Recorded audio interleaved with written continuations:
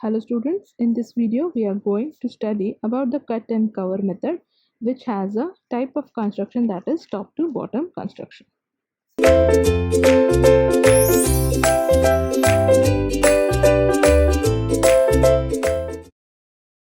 So we will see the introduction. In a cut and cover tunnel, the structure is built inside an excavation and covered over with the backfill material when the construction of the structure is being completed. This type of method is used when the tunnel profile is shallow and the excavation from the surface is possible, and it is economical and it is acceptable. So there are two types of the construction: bottom up construction and top down construction. So now we will see a figure which illustrates bottom up construction. This is how the bottom up construction is done using the first level strut and the base slab. In the second figure, it will illustrate the top-down construction. Okay. Now we will have a look at the construction methodology. So the construction is used for the depths of 30 to 40 feet, where this method is economical and more practical. It is usually designed as a rigid frame box structure. So where the limited space is available, that is in the urban areas, this type of tunnel is usually constructed within the neat excavation line using braced or tied back excavation supporting walls. Now where the tunnel alignment is beneath the city street, the construction will cause interference within the traffic and the other urban activities.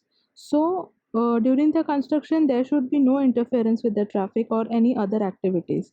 So this type of disruption can be lessened through the use of decking over the excavation to restore the traffic. Relatively, the shallow depth to the invert, that is the depths up to 60 feet, which are not uncommon, and the depths usually rarely exceeded by 100 feet are done. Now we will see the bottom up construction. In this, a trench is being excavated from the surface within which the tunnel is constructed. Then the trench is backfilled and the surface is restored afterwards. The trench then can be formed using the open cut or with the vertical faces using an excavation support system. In bottom up construction, the tunnel is completed before it is covered up and the surface is reinstated. So here first we will see the step. First step is installation of the retaining wall.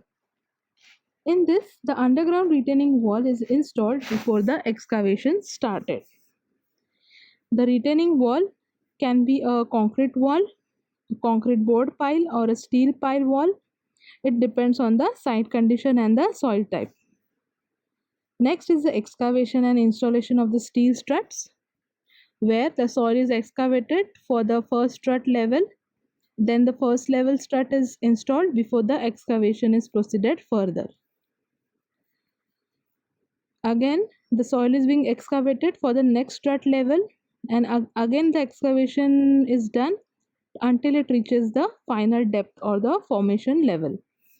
In this, the number of strut levels depends on the excavation depth. Now next is the construction of the underground structure.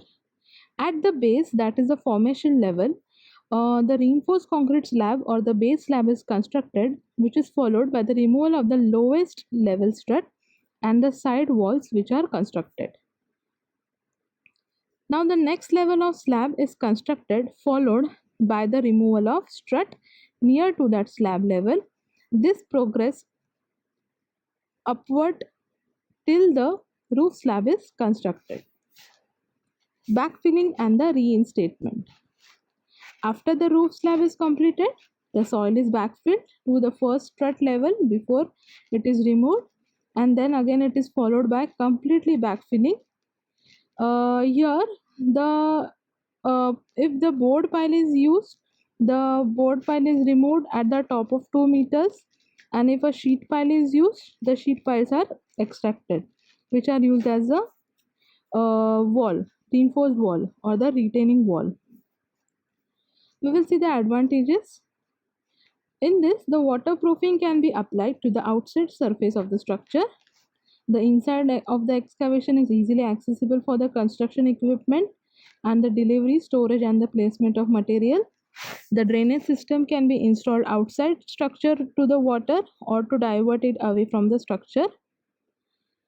The ground surface cannot be restored to its final condition until the final construction is completed up to the roof slab. It requires temporary support or relocation of the utilities. Also, it requires dewatering that could have adverse effects.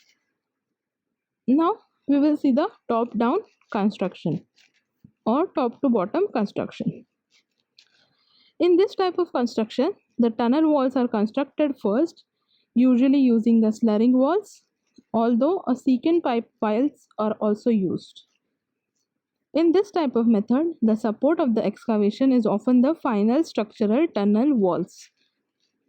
The secondary finishing walls are provided upon the completion of the construction.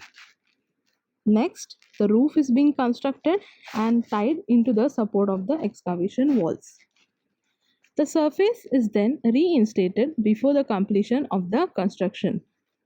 The remainder of the excavation is being completed under protection of the top slab. Next, upon the completion of the excavation process, the floor is completed and tied into the walls. The tunnel finishes are installed within the completed structure. For wider tunnels, temporary or permanent piles or wall elements are sometimes installed along the center of the proposed tunnel to reduce the span of the roof and floor of the tunnel. Now we will see the procedure. Installation of retaining wall. It can be a concrete diaphragm wall or a steel sheet pile. It is depending on the site condition and the soil type.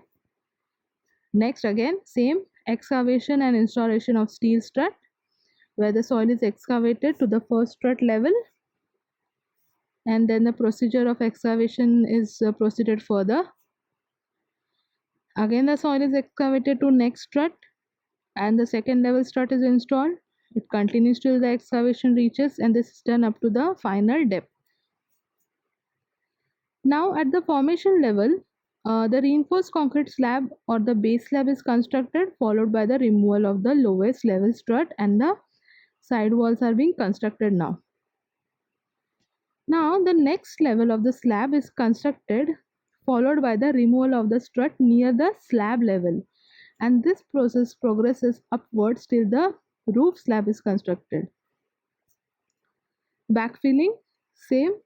After the roof slab is completed, the soil is being backfilled to the first strut level before the strut is being removed, and it is followed by completely backfilling the top of the underground structure. Now if again same, the retaining wall is diaphragm wall or the board pile wall, the top 2 meters of the wall will be removed, and if it is a sheet pile wall, the sheet piles will be extracted. Advantages. This type of construction method allows early restoration of the ground surface above the tunnel. The temporary support of the excavation walls are used as the permanent structural walls. The structural slabs, which acts as an internal bracing for the support of excavation, thus reducing the amount of tiebacks which are required. Also, this construction method requires somewhat less width for the construction area, and this is easier construction of roof since it can be cast on prepared grade rather than using the bottom forms. Also, it may result in the lower cost for the tunnel by elimination of separate cast in place concrete walls within the excavation and reducing the need for the tiebacks and bracings. Also, it may result in shorter construction duration by overlapping construction activities. Disadvantages. It has an inability to install external waterproofing outside the walls. It is more complicated. And disadvantages. It has the inability to install the external waterproofing outside the tunnel walls. It is more complicated, that is in terms of the connections for the roof floor and the base slabs. The water leakage at the joints between the slabs and the wall are more complicated. That is why it is the main disadvantages. It has a access to the excavation which is limited to the portals through the shafts through the roof. Also, the limited spaces for the excavation and the construction of the bottom slab is very much less. Now, the selection of which method to be used. So, it is very much difficult to generalize the use of particular construction method since each project is unique and it has any number of constraints and variables that should be evaluated when selecting a perfect construction method. So this was the method which is cut and cover method. Thank you.